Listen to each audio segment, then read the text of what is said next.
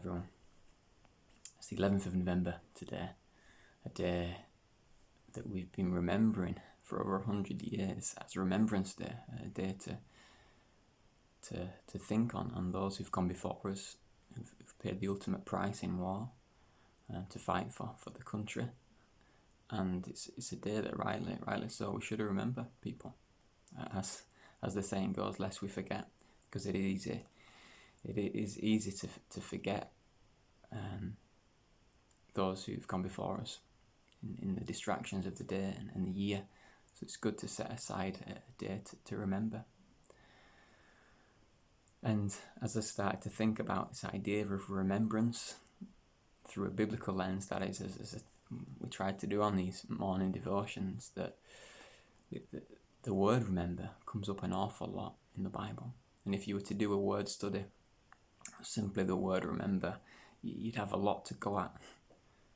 You know, in New Testament and Old alike, we've got Paul asking his readers to remember his chains. We've got Peter asking his listeners to remember the commandments of the Lord. And probably most notably in the New Testament, and probably the whole Bible, we have Jesus when he institutes the Last Supper, one of two sacraments that we hold on to today. The whole point of the Last Supper and the point of us taking and breaking bread these days is to remember Jesus, to remember him and the blood of his new covenant. But I wanted to just read a verse from the Old Testament, because if you go back to the first 5 books of the Bible, the Torah, and specifically once the Israelites leave the wilderness, there is so much about remembering. So many verses where Moses, God through Moses, telling the people to remember, lest you forget. Remember where you've come from. Remember where I've brought you from. Because there was a tendency, a temptation to forget. I'm going to read a few verses from Deuteronomy chapter 6, verse 10 to 12.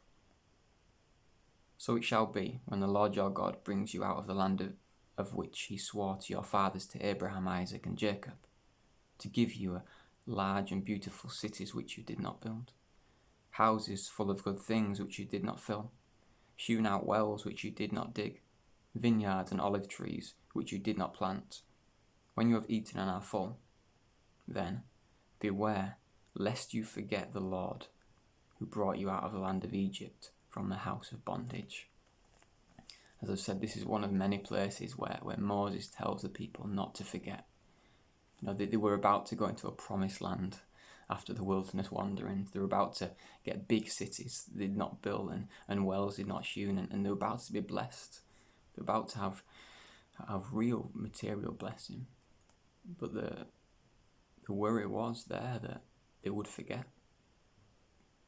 Not intentionally, but because of the distractions around them, because of the new life that they were living, the material life, the life that had everything they could possibly want. It goes on to say, don't follow the gods of the lands.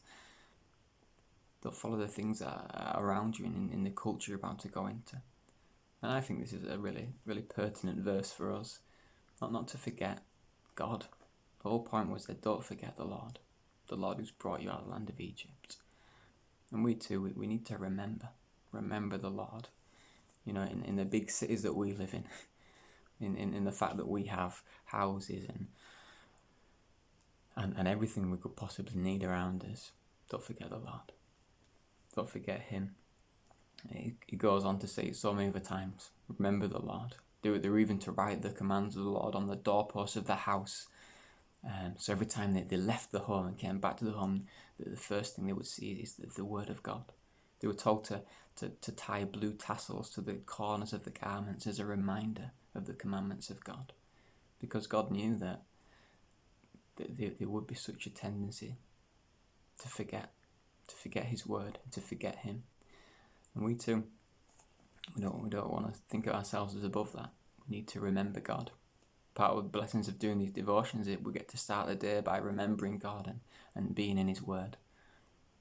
And on a day of remembrance, as we remember those who've gone before us, and just remember others. I'm sure there's many people who on days like this today you think of and remember. But let us also not forget God, the most important one, and forget His word. So thank you for your time. Pray that you have a blessed day. See ya.